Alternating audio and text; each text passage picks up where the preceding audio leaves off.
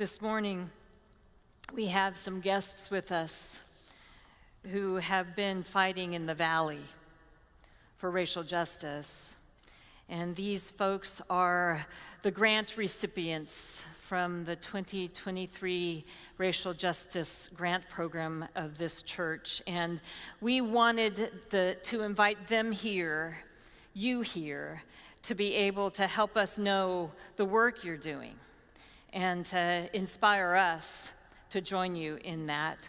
And so I'm going to introduce all of you and invite you to come on up and have a seat beside our liturgist, and then just one after the other share with us. First, we welcome Michael Lucero from Rise Up Industries, and I'm going to let him tell you all about it. We also welcome Darwin Fisher, right? And Buki Dominguez from the Racial Justice Coalition of San Diego. And I believe Alexis Hamid, are you here? We were hoping she might be here, but I don't think she's arrived yet. So Alexis Hamid is from the final recipient that was awarded some grant monies for the organization Epiphany Women in Focus. If Alexis arrives, we will certainly give her the pulpit. But come on up, y'all. I'm so glad you're here. We're so grateful for the work that you do. Michael, do you want to kick us off? Yeah, come on up. Perfect. Thank you for having us today. Rise Up Industries is a place that means a lot to me because not only am I full-time staff there now, I'm also a recipient of their services at one point. 3 years ago, I was released from a prison cell here in San Diego. I didn't know after 16 years what I would do. I didn't know where I would belong. But I knew that there was a place reaching out to me called Rise Up Industries. And what that place does is it helps people that are reentering society. It helps people to get job opportunities. It trains them to be CNC operators and get into a career. But at the same time, what it does is it has a holistic approach. It helps them with post-traumatic syndrome therapy. It helps them with budgeting. It helps them with marriage counseling. It helps them with drug and alcohol dependency problems. They try to focus on the whole person and get them reestablished in society.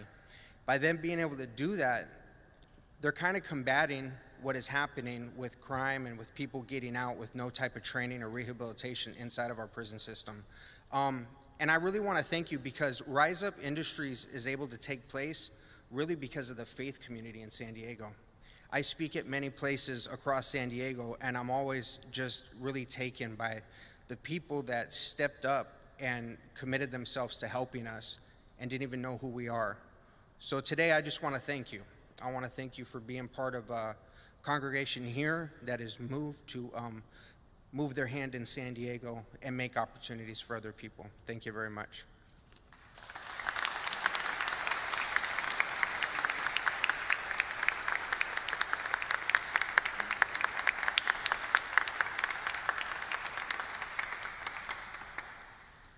Hi, everyone. We've decided to split our speech very briefly into two parts of 2 minutes each. My role will be talking about the history of the Racial Justice Coalition of San Diego. My name is Buki. I am a local nurse and a doctoral student at Point Loma Nazarene University. I'm also a mom. My children are in the back of the church. We decided to worship with you this Sunday as we practice our Christian faith.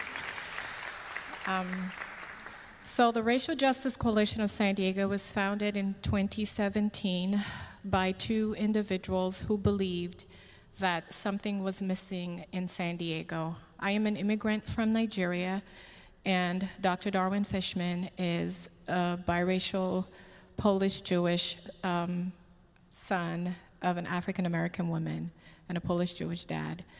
The Racial Justice Coalition is a multi-racial, multi-generational. Our oldest member, Heather, is 80 years plus. She's sitting in the front. And we focus on criminal justice reform. So we have the service part where we go into the community, but our biggest bailiwick is criminal justice reform. And what that looks like for us, Black people, immigrants, and people of color, is passing bills like AB 1196, which ban the carotid restraints in the state of California and city and countywide and San Diego. Currently working on 2 other campaigns that I'll hand over to Dr. Fishman. We're very grateful for this grant and this opportunity, and we continue to believe that racial and social justice starts with us, and we invite you to join the Racial Justice Coalition of San Diego, either via social media, under rjc.org, or all the handles possible like TikTok, Instagram, Facebook, and Twitter. I'll pass it on to Dr. Fishman.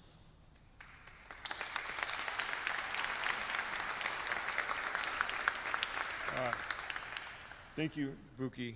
I just want to add, thank you first, Jason Tucker and the committee for selecting us. It's it's an extraordinary moment for us. With the Racial Justice Coalition of San Diego and the type of work that we do, being in this space is really very special.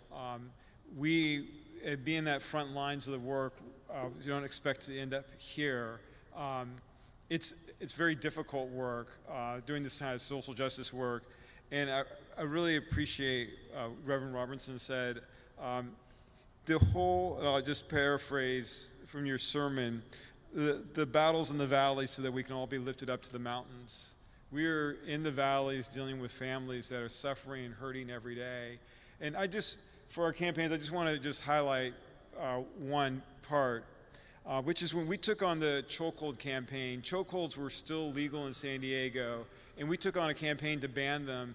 And we were told in no uncertain terms that that was impossible. San Diego had chokeholds. Law enforcement was going to use them now and forever. We took it on.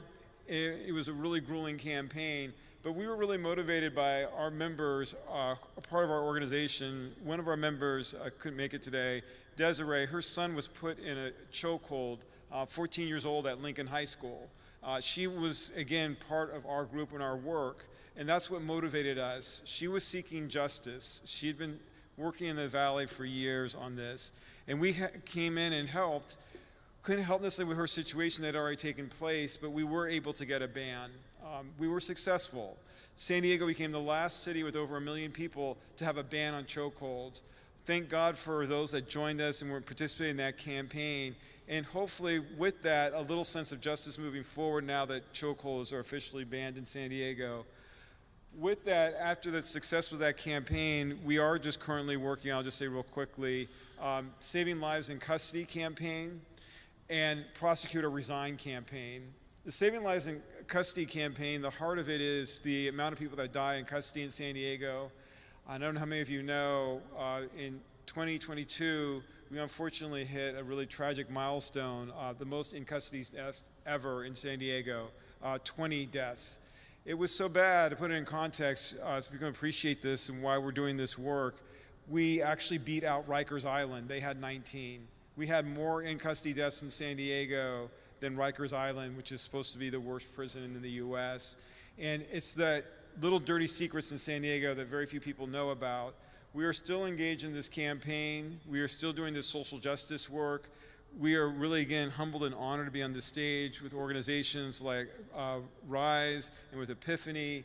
And we work hand in glove with those service organizations. And we're mindful of the fact that a lot of the people that are dying in custody, if they received proper services and support in the first place, they would not end up in jail. And that's why we do the work on the mobile crisis response team and other non-law enforcement responses to people that are having struggles with mental health, that are having troubles with drug addiction, and other things that end up bringing them to jail. We know that if we can do that preventive work, that again, that's a part of that service and it's part of the continuum of the social justice work that we're a part of. So thank you. We really appreciate this opportunity, and we are here. Feel free to join us. We will continue to have our activities and our campaigns. Thank you.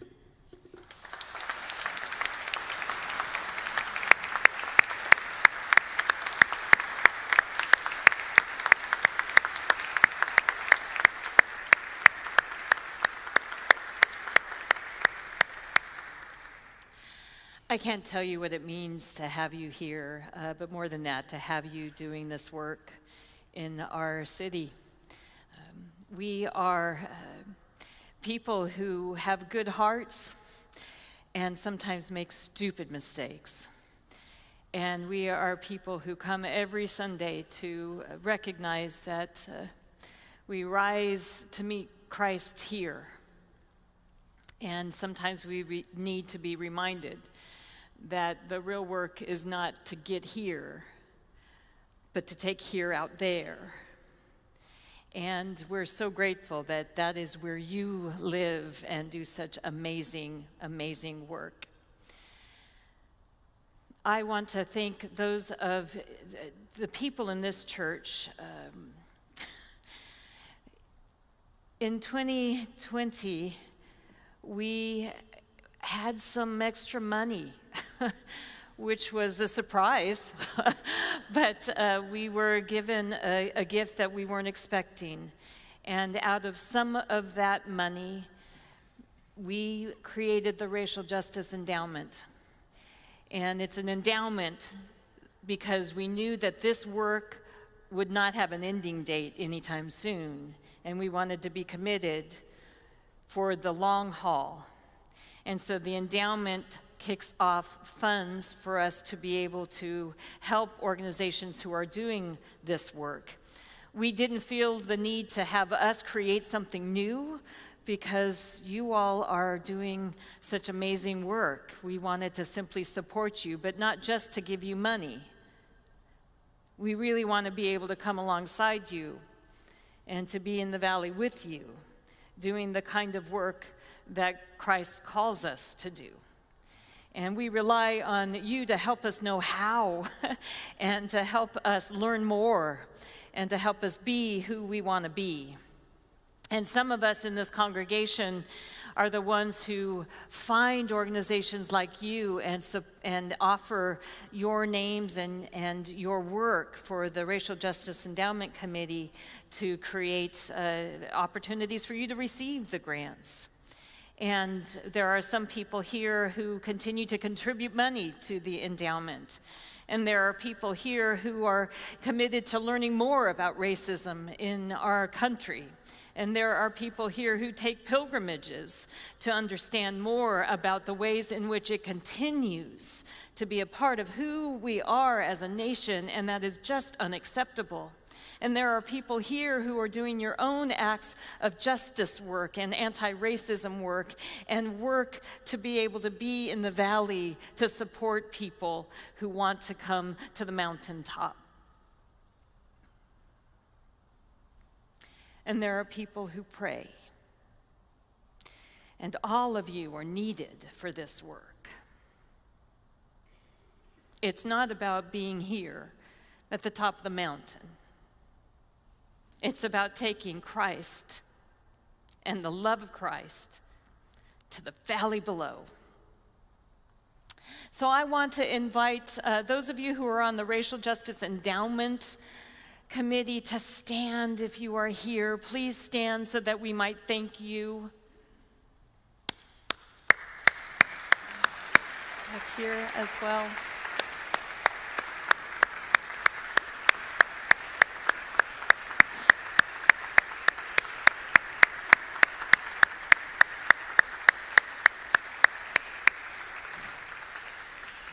And would you all please help me once again, not just thank our guests and the work that they're doing, but to actually give them a standing ovation. Would you do that for me?